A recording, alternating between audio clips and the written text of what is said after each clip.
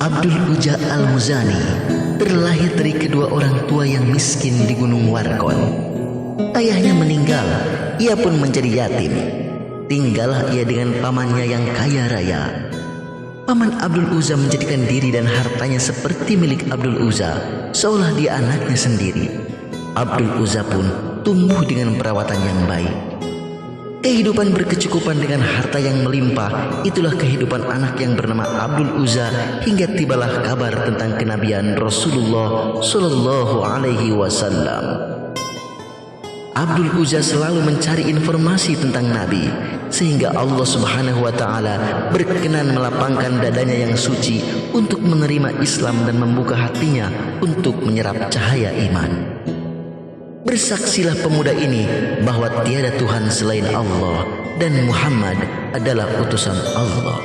Padahal waktu itu ia belum pernah melihat Rasulullah Shallallahu Alaihi Wasallam. Pada awalnya Abdul Uza menyembunyikan keislaman dari pamannya. Ia sering pergi ke sebuah lereng yang jauh untuk beribadah kepada Allah Subhanahu wa Ta'ala. Ia amat berharap pamannya masuk Islam. Akhirnya dengan tekad yang kuat, ia pun menghadap pamannya seraya berkata, "Wahai paman, aku sudah lama sekali menunggumu agar engkau masuk Islam sehingga habis kesabaranku. Jika engkau berkenan masuk ke dalam Islam, maka itu amat baik. Jika engkau tidak berkenan, maka izinkanlah aku untuk mengumumkan keislamanku di depan orang-orang." Ucap Abdul Uza kepada pamannya, "Aku bersumpah demi Lata dan Uza, jika engkau masuk Islam, maka aku akan mengambil semua yang ada di tanganmu yang pernah aku berikan." Ucap paman Abdul Uza dengan amarah yang memuncak, "Lakukanlah paman. Aku akan tetap meninggalkan penyembahan batu dan berpaling ke arah penyembahan kepada Allah yang Maha Esa." Ucap Abdul Uza kepada pamannya. Maka serta-merta pamannya mengambil kembali apa yang telah diberikan kepadanya.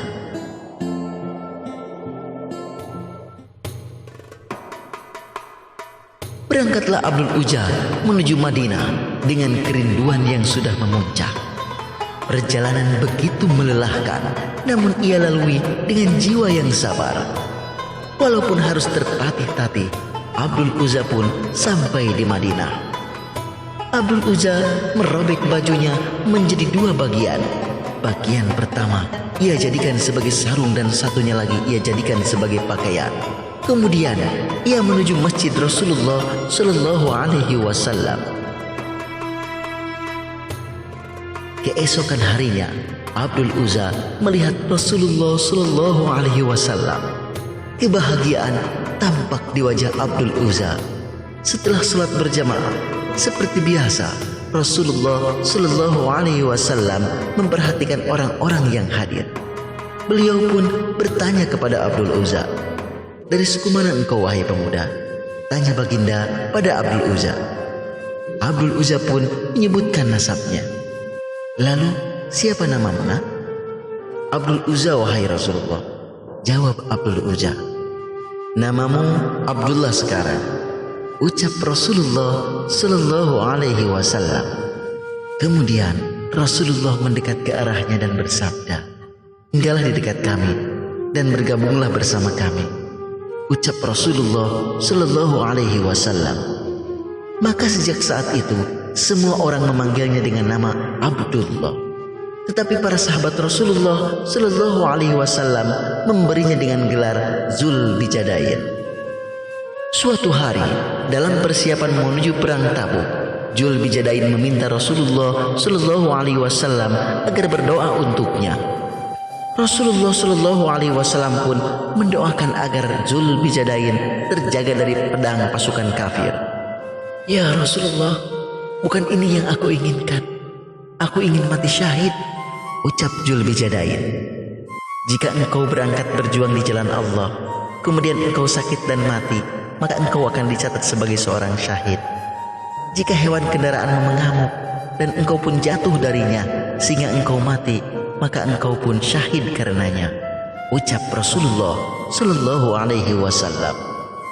Tidak lama kemudian, Dzulbijadain terserang penyakit demam yang menyebabkan ia meninggal. Rasulullah Shallallahu Alaihi Wasallam turun ke lubang kuburan untuk menguburkannya. Beliau menempatkan tubuh Dzulbijadain di dalam tanah dengan kedua tangannya yang mulia. Abdullah bin Mas'ud melihat pemandangan yang indah itu. Ia pun berdiri seraya berkata dalam hatinya, andai saja aku yang menjadi penghuni lubang kubur itu. Demi Allah, aku ingin sekali seperti dia, padahal aku telah masuk Islam lebih dulu darinya. Ucapnya dalam hati.